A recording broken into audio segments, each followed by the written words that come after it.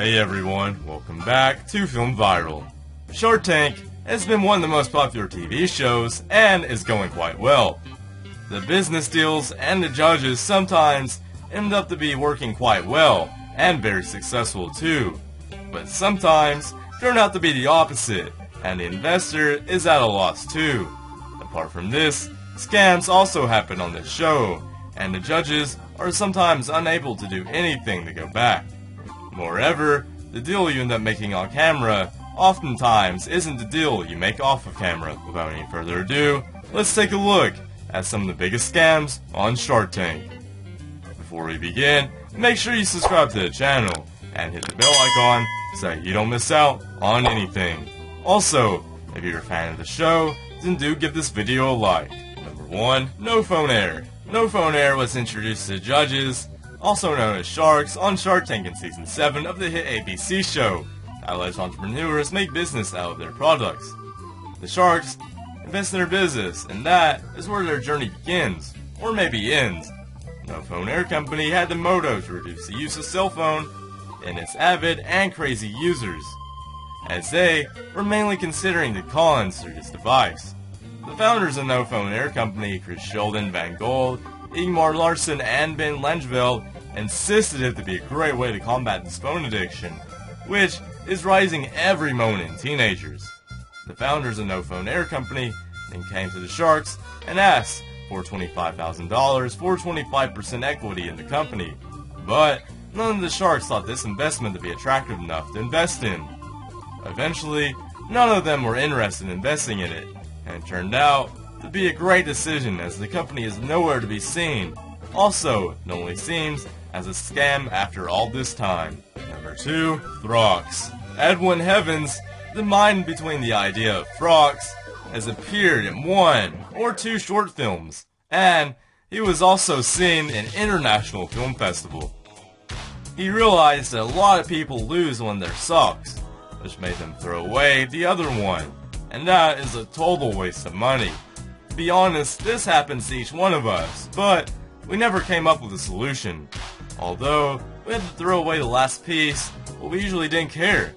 This man, Edwin Heavens, introduced a way that was packaging of 3 socks in a single packet. This helped the ones who lose one of their socks. Now, they have a pair of them, and they wouldn't have to throw away any socks. He appeared on Shark Tank to ask for an investment of $50,000 in exchange for 25% equity stake in Throx. But none of the sharks seem to be interested in this product, as all of them stated it to be a one-time sales pitch and they don't see any future in this Throx business. Additionally, it was obvious when the other sock companies see this idea coming and they would all do it the same, and instantly Throx would be nowhere to be seen. This whole thing was a scam, as now, when we look at Throx, it doesn't exist, neither does its website. Number 3. Elephant Chat. Communicating in a relationship is not always super easy, and is agreed by almost everyone. It appears easy while making principles and from a distance. But sometimes the big things seem too big to talk about, and you are unable to discuss. Wondering what it is about?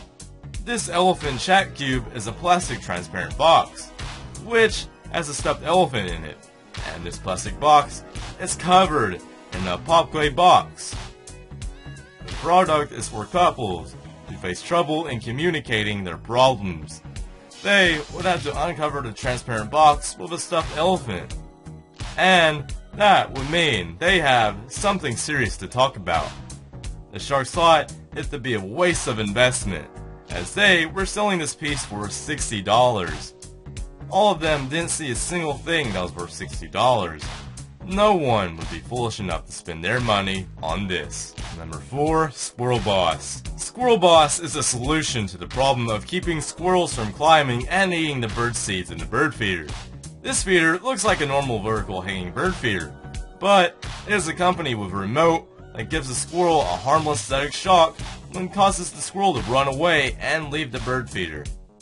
The founder of this product, Michael J. DeSanti, appeared on Shark Tank seeking an investment of $130,000 in exchange for 40% equity. The squirrel box cost $98, but now the product has failed and the sharks have proved that they choose to stay safe from the scams. The sharks have always been a true business finder that needs an investment to be done. Additionally, it is also true that they break hearts if your product is not competitive. They would advise you to invest yourself only, but eventually that also turns out to be good in their favor, as we have seen these scam deals. This brings us into our video. Hope you guys enjoyed it. If you haven't liked the video yet, it's never too late to do so. Give it a thumbs up, people. We'll see you soon in another video. Until then, take care and goodbye. Hey guys, welcome back to the Film Viral. Extreme couponing has been streaming since 2010 on national TV. Numerous families with different needs and wants are featured in every episode. The show depicts the abilities of these families, about how well these families save money, and how they use the coupons to fulfill their needs of acquiring different goods. Today, we will be talking about the cheapest families that came on the show. Here are 5 cheapest families ever on extreme couponing. But before we begin, make sure you subscribe to the channel. Also, don't forget to hit the bell icon so you never miss out on anything. Number 1. Tamily Tilson. Tamily Tilson was one of the women featured on the show who, with her cheap tactics and activities, saved as much money as she wanted. She has been hoarding stuff at her place since an incredibly long time ago. So this time, she used these coupons to avail different things during the Valentine's holiday, for example, dinner, movie, and some groceries. She has been planning and collecting these coupons since she left her job. Her skills helped her save tens of thousands of dollars and to go on a vacation in the Caribbean. She decided to give her husband an amazing birthday trip. Well, to save money for the trip, they decided to use coupons. 2 trolleys piled up with groceries worth $640 using a bag full of coupons. They just paid $17. Number 2. Amber and her family. Amber studied extreme couponing from different websites and always loved finding sales and coupons in numerous magazines, brochures, and on the internet. She mentioned that couponing is just about planning everything properly. For example, searching for them, assembling them, and then using them. Her husband, Calvin Forrest, and children assist her in arranging the coupons. In this episode, they all sat and started arranging coupons for their biggest shopping trip. She started with hand soaps, and she had $1 coupons, and one soap cost 35 cents. Hence, she could obtain them for free. How cheap is that? 5 carts full of groceries, holding groceries for almost 3 months, things having a retail value of $2,700, and she purchased them for $187. The audience here was shocked by how cheap they were. Number 3. Tiffany. Tiffany has a huge family of 9 and saves around $1,000 from her shopping and groceries. Well, that's called a steal deal or a very cheap deal. She has hoarded groceries, which can last up to 3 years. This day, they once set up out an organized coupons and scheduled a shopping day again. This time, due to the change in the store's policy, Tiffany and her husband had to check out separately to avail most of their coupons. Such a tactic caused them to receive $1 on every box of cereal they bought, and on different products as well. 3 trolleys were full of necessities. They proceeded to the checkout. Tiffany, with a total of 405, saved $399 and paid only $5.97. Her husband, with a total of $607, paid just $37.95 for the goods. They earned a 99.99% profit using these coupons, and that's a super cheap deal. Number 4. Missy Ebby. Missy has 14,000 coupons collected with her, who she utilizes to satisfy her needs for different grocery items. She made a coupon storage room where she keeps all the coupons she collects from every month's newspaper. This day, she has decided to collect the double of everything she buys. Trolleys full of laundry items and different medicines, including pain reliefs, were taken to the checkout counter. With a total of $1,061, she started to scan her coupons. Her balance went negative $8.84, and the store owed her money. Well, that is something shockingly cheap, that instead of paying at the store, she got extra money. Can we say that she saved and earned rewards?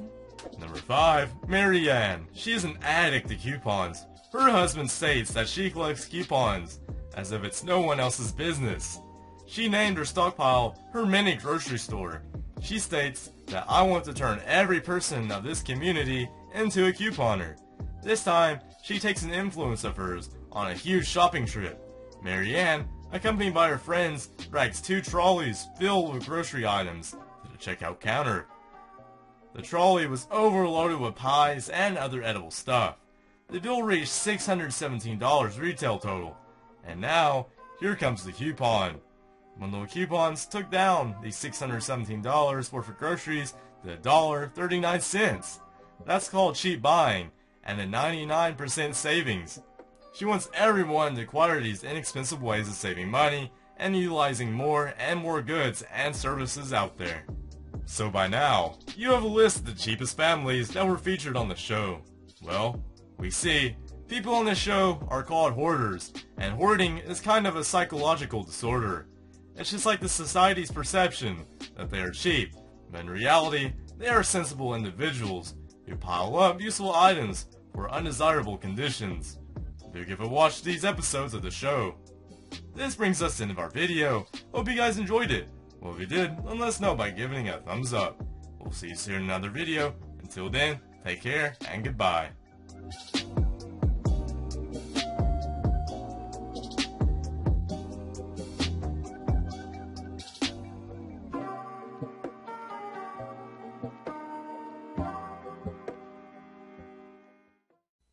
With 11 seasons and more than 230 episodes, we have seen hundreds of amazing products and businesses pitched on Shark Tank.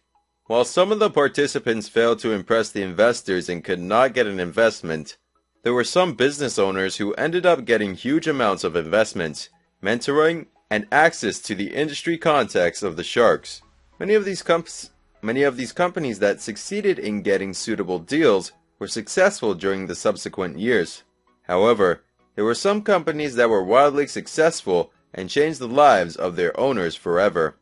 Before we take a look at some of these massively successful Shark Tank companies, subscribe to the channel and hit the bell icon as well so you can watch our amazing videos regularly. Today in this video, we will be taking a look at the 7 wildly successful Shark Tank companies. So without any further ado, let's get right into it. Number 6. Grayson Lace. Grayson Lace is a company that makes creative boot socks.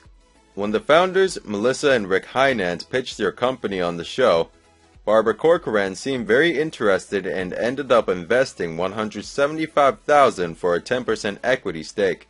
However, her investment was not the only thing with which she benefited the company. Barbara introduced the founders to the editor of Cosmopolitan, who featured them in the February 2014 edition. Since then, the company has seen great success and has made millions in sales. Number 5. Bomba Socks. Bomba Socks was founded by Randy Goldberg and David Heath. These are basically high-performance athletic socks. Despite an impressive pitch, most of the sharks did not look interested in the business.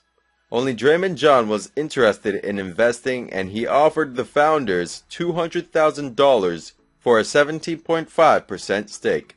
The company owners accepted the investment, and with the help of Draymond's contacts in the industry, they were able to increase their sales from $450,000 to $12 million within 9 months. Number 4. Squatty Potty.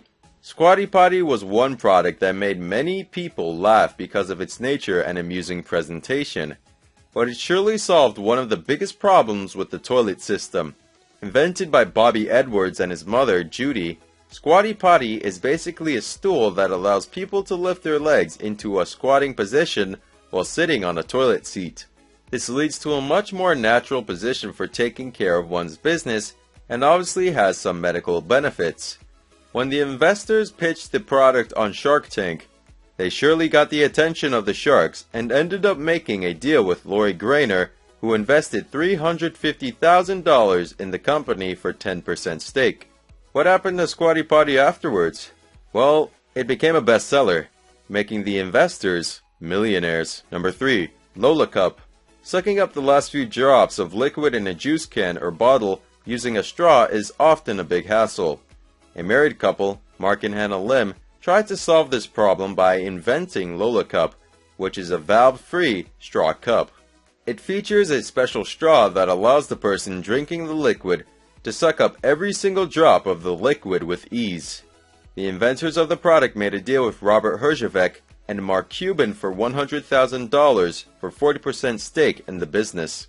The deal was quite beneficial for the owners as well as the investors, as Lola Cup turned out to be one of the most successful children's products of all time. Number 2. Buggy Beds.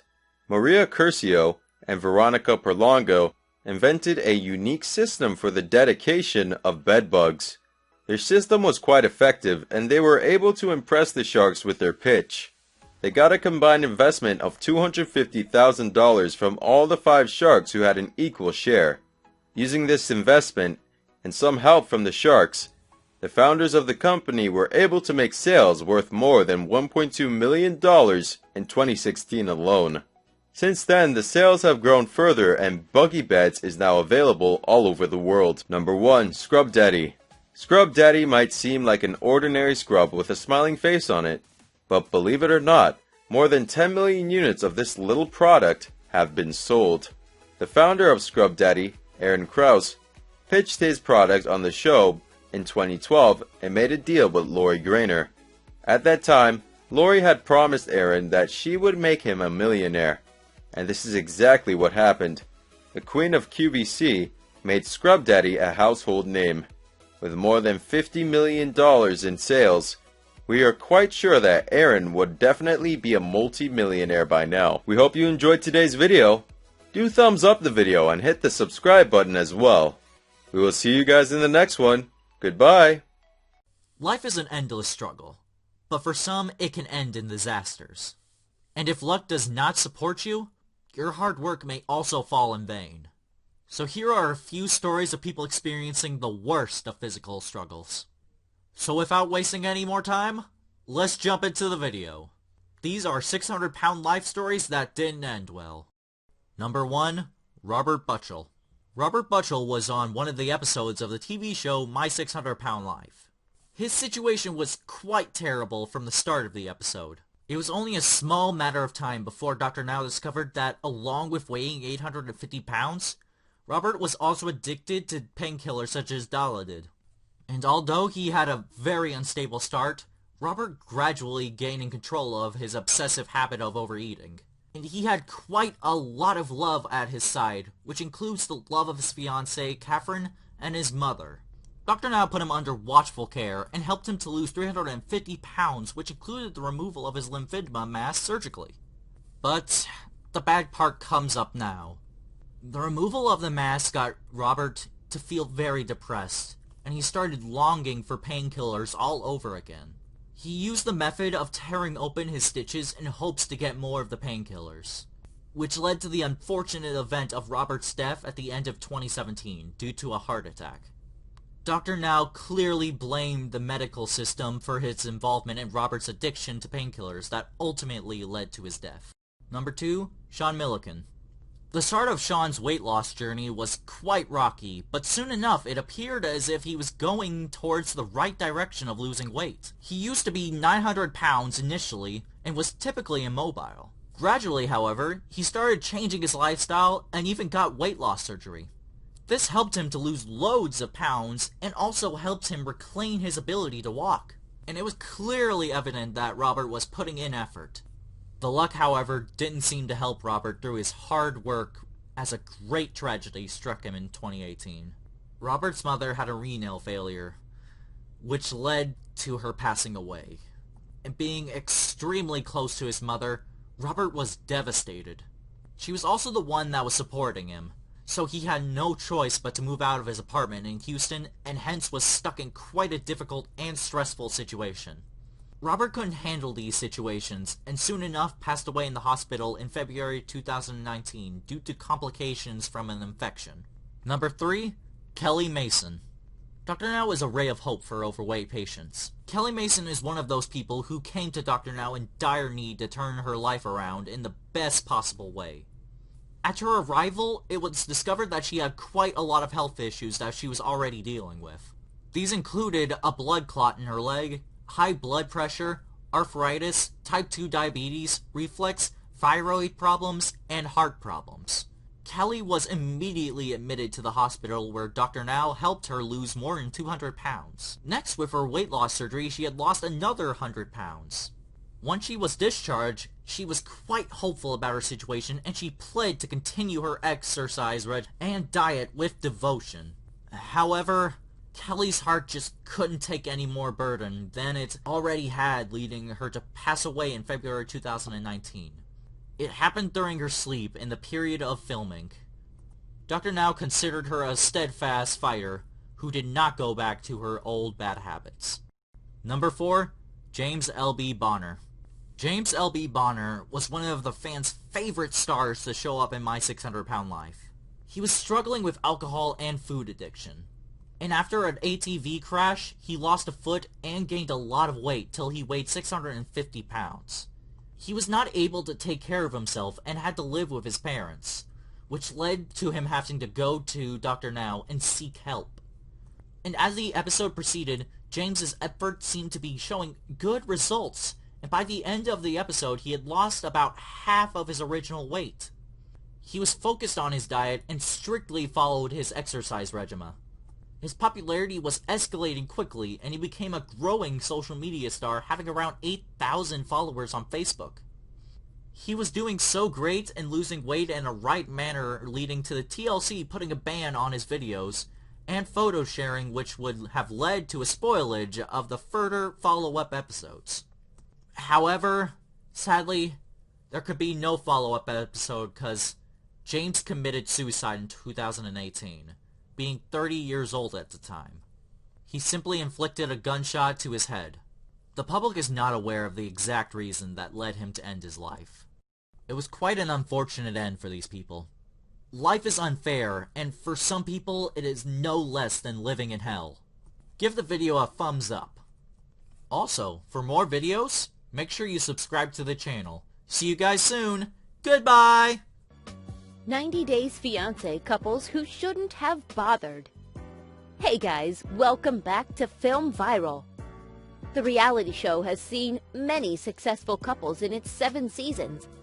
But along with those couples, there were also some couples who we knew from the start just weren't compatible enough. Today we are targeting 90 Days Fiancé couples who shouldn't have bothered. Number 6. Nicole and Azan. Cultural difference is a common reason for the failure of many relationships. This is exactly what happened with Nicole and Azan. Nicole was a Caucasian from California, while Azan was a Muslim boy from Morocco. Nicole was unable to understand the cultural values that came with Azan. For example, hugging and kissing in his country in public was forbidden and looked down upon, yet she kept doing it. Another reason for the breakup was also that Azan, since the moment he saw Nicole, was shocked and couldn't wrap his head around the fact that Nicole was larger than he expected. And he even admitted it to her face that he was only 55% attracted to her. Nicole ended up cheating on Azan while they were in their own countries. Apart from Azan being pretty petty in his reasons, we all saw it from the start that a breakup was bound to happen. Number 5. Fernanda and Jonathan. It was sad to see this couple break, as it was a very good-looking one despite having a huge age gap of 13 years. Their love story began when 32-year-old Jonathan met 19-year-old Fernanda on a trip to Mexico. The couple started dating immediately, and Jonathan proposed within 3 months of being in a relationship. The couple got married and stayed together for most of 2018, but had a sudden split before Christmas. Later, in the 90 Days Fiancé What Now episodes, the couple revealed the reasons for their breakup, and that left pretty much all the fans in shock. Fernanda revealed that Jonathan was physically, verbally, and mentally abusive in their marriage. She also claimed that he cheated on her, too. Number 4. Ashley and Jay. Ashley met Jay on a vacation to Jamaica. This couple was doomed from the start. They were probably the most dishonest couple the show had ever seen, and Jay was completely responsible for this. Ashley caught Jay searching on a dating app one day after their wedding. Even though Jay apologized for it, their problems didn't come to an end. Ashley filed a divorce 8 months after this, but canceled the paperwork as she decided to give him another chance. Anyhow, Jay was again caught cheating, and this time Ashley filed for a divorce as well as she was going to make sure that Jay gets deported. There was even a warrant for his arrest. Well, Jay deserved it in my opinion. Number 3, Mark and Nikki. It's okay to have an age gap in a relationship, but dating someone who might even be younger than your own daughter, that's just bizarre. Mark, who was 58, met 19-year-old Nikki on an online dating site, and the two decided to take the relationship further by bringing Nikki to live with him in America from the Philippines. The weird part about this relationship was Mark himself, as he was controlling and even made Nikki sign a prenup. Not just this, but he also tried to give Nikki his daughter's old clothes to wear, which was super creepy. Mark showed signs of not being stable in the head throughout the show. The couple's status is still known, but I hope they didn't make it. Hey, hold up! Before we move on, do us a favor and click that big red subscribe button. And oh, don't forget to hit the bell icon so that you don't miss out on any of our videos. Alright, back to the video. Number 2, George and Anfisa. This one was a classic case of looks and gold digging. The guy wanted a beautiful girl as his partner, and the girl wanted to spend all his money on her. So this couple was bound to fail, but not for the reasons you're thinking. They both met on Facebook and immediately hit it off. They decided to get married, but when Anfisa moved to the U.S., the problems began as she kept demanding things from George and felt betrayed by him as he promised her all those things. The couple, despite their problems, got married, but this doesn't end here. Apparently, George hid his criminal record from Anfisa and was arrested in 2018 for selling marijuana and sentenced to jail. The couple is now broken up. Number 1, Danielle and Mohammed. Out of the ones in this list, this couple from the starting was a bit off, and it was for this reason that people thought that the 26-year-old guy had only decided to marry 41-year-old Danielle for the green card. This theory turned out to be true, and on their wedding day, the groom refused to kiss the bride, making his religion an excuse. The marriage was pretty ugly as well, as they did not have any intimacy in it. Later on, the guy left poor Danielle for another woman. Well, that certainly was just plain horrible. The show has seen couples that are much worse, but these are my picks to the ones that looked like hellholes. This brings us to the end of our video. Hope you guys enjoyed it. If you did, then let us know by liking the video. Stick around for more amazing content, as we will be soon seeing you in another video. Until then, take care and goodbye!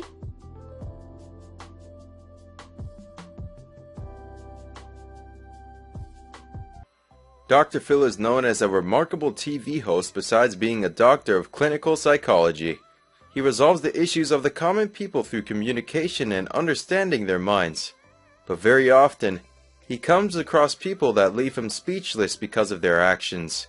In today's video, we're taking a look at some guests that caused Dr. Phil to lose his mind. Number 1. The mistaken pregnancy. Last year, Dr. Phil welcomed 2 women, Shayna and Zona, who claimed that they had been pregnant for around 3 years and 7 months. Zona also said that she had 2 uteruses inside of one, and the reason her pregnancies had not been diagnosed was because the doctors were observing the wrong uterus. Zona told Dr. Phil that she had her uterus tubes tied at the age of 20, yet she still became pregnant. Shayna defended herself by saying that their body was functioning differently than a normal woman. Even after a lot of evidence shown, Dr. Phil couldn't make the 2 women see the fact that they were in a delusion of being pregnant. Number 2. Make it awkward.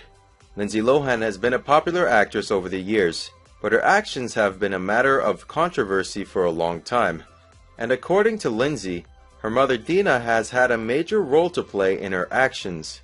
In 2012, she was called on a guest of Dr. Phil's show where she tried to clarify the accusations after her ruining her daughter's career. But things didn't go according to plan. On set, she kept asking Dr. Phil if the cameras were rolling, to which he asked her to stop deflecting his questions and discuss the matter. She kept interrupting Dr. Phil's questions and tried to distract him, making it hard for him to keep calm. Her strange behavior led Dr. Phil to suspect that she wasn't in her complete senses at the time. Number 3. Ruining the generation.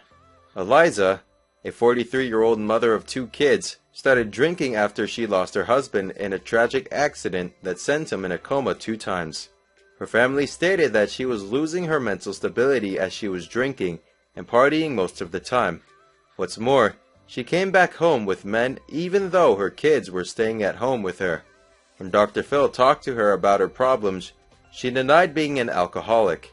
It was when Dr. Phil showed Eliza video footage of her hugging and wrestling with the show's staff. Even when her son could be seen in the video, she was utterly ashamed. She still kept making useless excuses for her actions, making it difficult for Dr. Phil to control his rage. Number 4. An imaginary wedding plan. There are so many kids that are in love with their favorite artists. You can call them crushes, but some are actually in love with them and fantasize a wedding. But Jenna wasn't just fantasizing about it, she was going to make it happen. After the country singer Kip Moore had made eye contact with her at one of her concerts, Jenna began to believe that she was going to marry him someday. For this reason, she left her then husband and asked for a divorce. After listening to Scott and contacting Kip Moore, who talked about listening to similar stories, Dr. Phil told the couple about the matter. Even though she realized that the dream was impossible for her to achieve, her actions depicted the other side of the story in her mind. Number 5. Spiritual connection. Dr. Phil is not a stranger to delusional people anymore. He has handled a lot of cases with people believing in the most ridiculous things people can imagine. One such delusional person was Sheila. She said that her boyfriend had left her, promising that he would return with a bouquet of flowers and a limousine for her, but never came back. Then she felt as if he was talking to her through songs on the radio. She even followed cars she thought the songs asked her to follow, as if they would lead her to him. But he was nowhere to be seen. After Dr. Phil called Simon to the stage, he stayed cold and denied Sheila's allegations, saying he never tried to make any sort of contact with her after he left. While Sheila took a long time to think about that, Dr. Phil was getting a bit impatient with every second. For a man who treats mentally disorganized people all the time, it's hard to believe that he would be furious too. But some actions make all of us furious, so why not a psychiatrist? But Dr. Phil has made a remarkable effort in keeping himself calm at all times.